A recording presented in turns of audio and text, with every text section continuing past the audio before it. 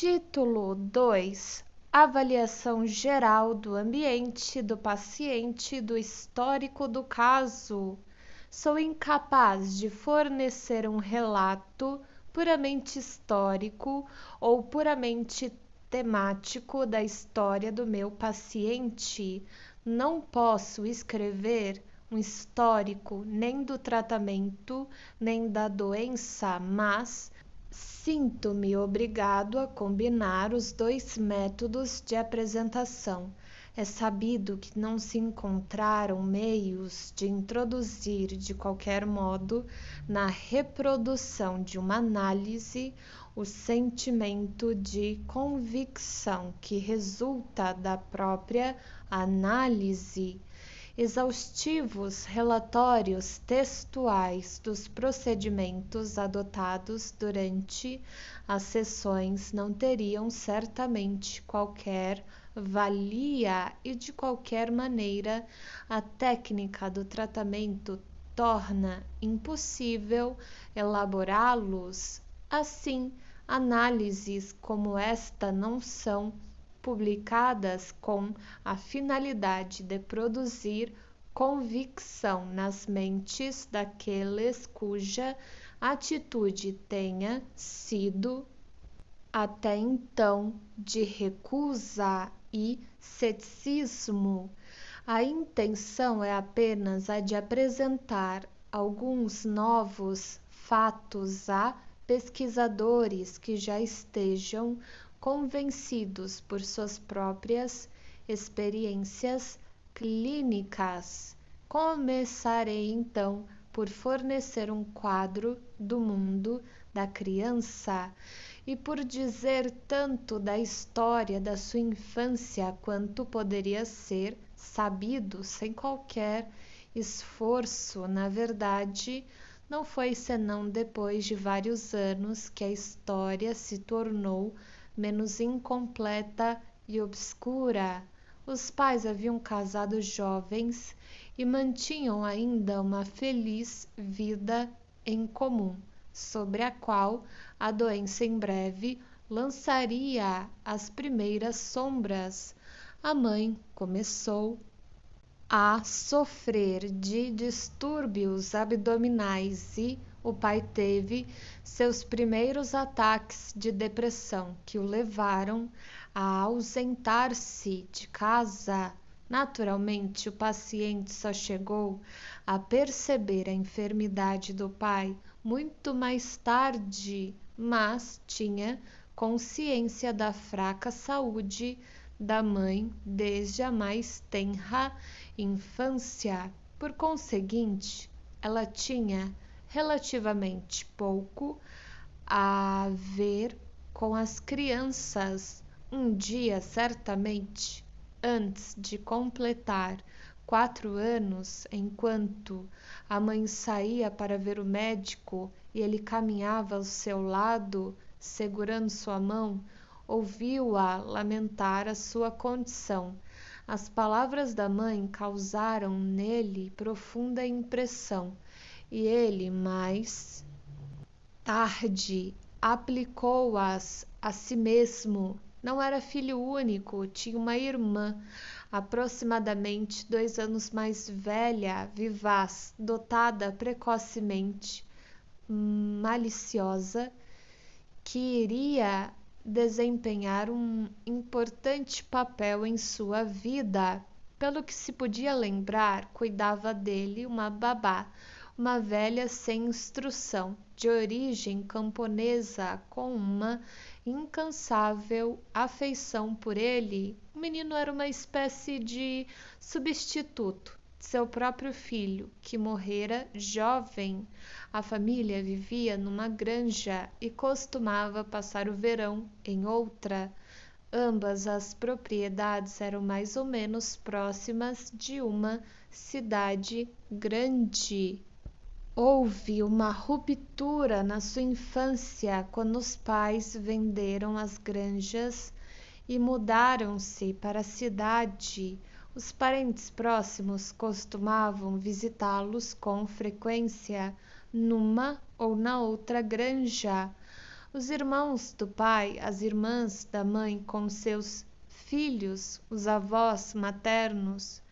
Durante o verão, os pais costumavam estar fora por algumas semanas. Numa lembrança encobridora, ele viu-se a si próprio com a babá, olhando a carruagem que se afastava com o pai, a mãe e a irmã, e depois voltando serenamente para dentro de casa.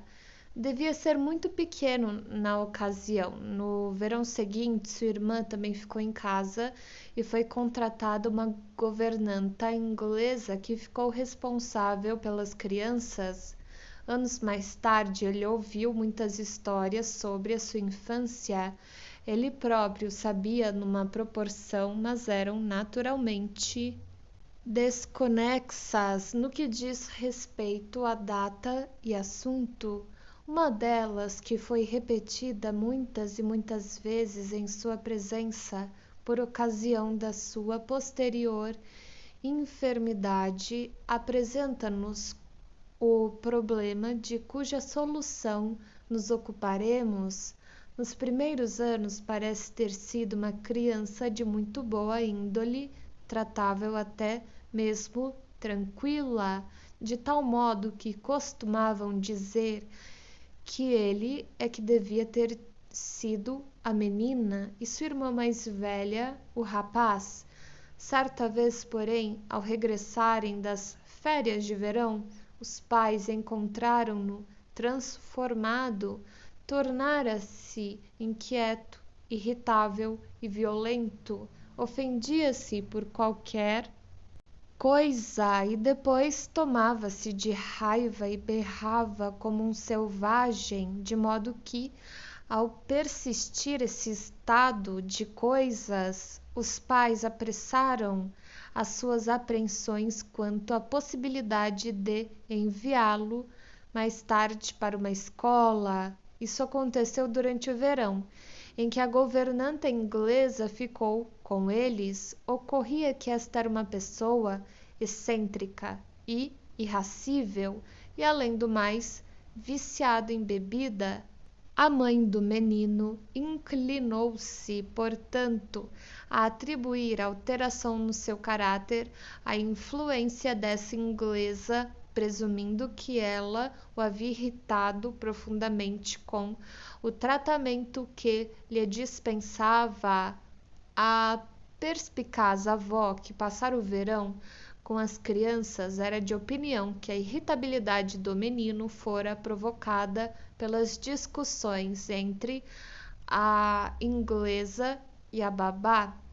A inglesa havia chamado a babá de bruxa repetidas vezes, obrigando-a a sair da sala. O menino tomara abertamente o partido da sua amada Nania e demonstrara à governanta o seu rancor. O que quer que tenha acontecido, a inglesa foi mandada embora pouco depois do regresso dos pais, sem que tenha havido qualquer modificação consequente no insuportável comportamento do menino.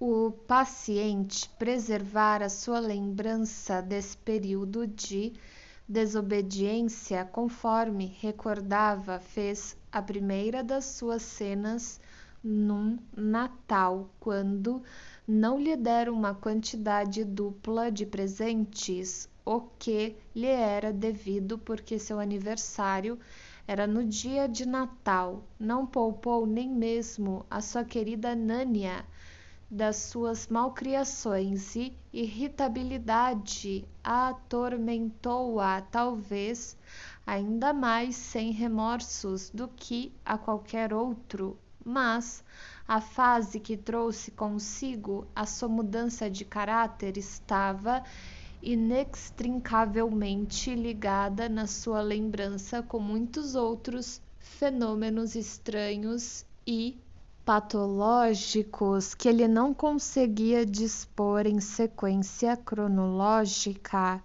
Ele misturava todos os incidentes que vou agora relatar, que não poderiam ter sido contemporâneos e que estão cheios de contradições internas num único e mesmo período de tempo, ao qual deu o nome de, ainda na primeira granja, achava que deviam ter saído dessa granja na época em que tinha 5 anos de idade. Assim, recordava ele que havia sofrido um medo que sua irmã explorava com o propósito de atormentá-lo. Havia um determinado livro de figuras no qual estava representado um lobo de pé, dando largas passadas, sempre que punha os olhos nessa figura, começava a gritar como um louco,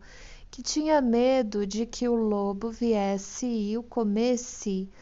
A irmã, no entanto, sempre dava um jeito de obrigá-lo a ver a imagem e deleitava-se com o seu terror. Entretanto, ele se amedrontava também com outros animais, grandes e pequenos. Certa vez estava correndo atrás de uma grande e bonita borboleta com asas listradas de amarelo e acabando em ponta na esperança de apanhá-la. Era, sem dúvida, uma rabo de andorinha. De repente foi tomado de um terrível medo da criatura e aos gritos desistiu da caçada. Também sentia medo e repugnância dos besouros e das lagartas. Ainda assim, conseguia lembrar-se de que nessa mesma época costumava atormentar os besouros e cortar as lagartas em pedaços. Também os cavalos despertavam nele um estranho sentimento. Se alguém batia num cavalo, ele começava a gritar. Certa vez foi obrigado a sair de um circo por causa disso. Em outras ocasiões, ele próprio gostava de bater em cavalos. Se esses tipos contraditórios de atitude em relação aos animais operaram, na verdade, simultaneamente ou não, se uma atitude substituiu a outra, mas se assim foi, quando e em que ordem, a todas essas perguntas sua memória não oferecia uma resposta decisiva. Também não sabia dizer se o período de rebeldia foi substituído por uma fase de doença ou se persistiu através desta, mas, em todo caso, sua afirmação que se segue justifica a suposição de que, durante esses anos da sua infância, passou por um ataque de neurose obsessiva facilmente reconhecível. Relatou como, durante um longo período, ele foi muito devoto. Antes de dormir, era obrigado a rezar muito tempo e a fazer, em uma série interminável, o sinal da cruz. Também à tarde, costumava fazer uma ronda por todas as imagens sagradas penduradas na sala, levando consigo uma cadeira sobre a qual subia para beijar piamente cada uma delas, o que era totalmente destoante desse cerimonial devoto, ou, por outro lado, talvez fosse bastante coerente, é que se recordasse de certos pensamentos, determinadas blasfêmias que lhes vinha à cabeça como uma inspiração do diabo, era obrigado a pensar Deus suíno ou Deus merda. Certa vez, em viagem para uma estância de repouso na Alemanha, foi atormentado pela obsessão de ter que pensar na Santíssima Trindade sempre que via 3 montes de esterco de cavalo ou qualquer outro excremento na estrada. Nessa época, costumava executar outra cerimônia peculiar quando via pessoas das quais sentia pena, como mendigos, aleijados ou gente muito velha. Respirava soltando ar ruidosamente, para que não ficasse como eles, e em determinadas circunstâncias tinha que inspirar vigorosamente. Presumi naturalmente que esses sintomas óbvios de uma neurose obsessiva pertenciam a um período e estágio de desenvolvimento algo posterior aos sinais de ansiedade e à fase de maltratar os animais. Os anos mais maduros do paciente foram marcados por uma relação bastante insatisfatória com o pai, que depois de repetidos ataques de depressão não conseguia mais ocultar os aspectos patológicos do seu caráter. Nos primeiros anos da infância do paciente, essa relação havia sido muito afetiva e a recordação dela conservou-se em sua memória. O pai gostava muito do menino, gostava de brincar com ele. Este se sentia orgulhoso do pai, dizia sempre que gostaria de ser um cavalheiro como ele. A babá disse-lhe que a irmã era a criança da sua mãe, mas ele era a do pai, e isso lhe agradou bastante. Nos últimos anos da infância, no entanto, houve um estranhamento entre ele e o pai. Este mostrava uma inequívoca preferência pela irmã e por isso sentiu-se muito desprezado. Mais tarde, o medo ao pai tornou-se o fator dominante. Todos os fenômenos que o paciente associava com a fase da vida que começou com a sua desobediência desapareceram por volta dos 8 anos. Não desapareceram de uma vez e ocasionalmente reapareciam, mas finalmente cederam na opinião do paciente, diante da influência dos mestres e tutores que tomaram o lugar das mulheres que até então haviam cuidado dele. Aqui, pois, em seu mais breve esboço, estão os enigmas para os quais a psicanálise teria de achar uma solução. Qual foi a origem da súbita mudança no caráter do menino? Qual era o significado de sua fobia e das suas perversidades? Como chegou a uma devoção obsessiva? E como se interrelacionavam todos esses fenômenos? Lembrarei uma vez mais o fato de que o nosso trabalho terapêutico dizia respeito a uma doença neurótica subsequente e recente, e só se poderiam esclarecer esses problemas anteriores quando o curso da análise deixasse o presente por algum tempo e nos forçasse a fazer um detour pelo período pré-histórico da infância.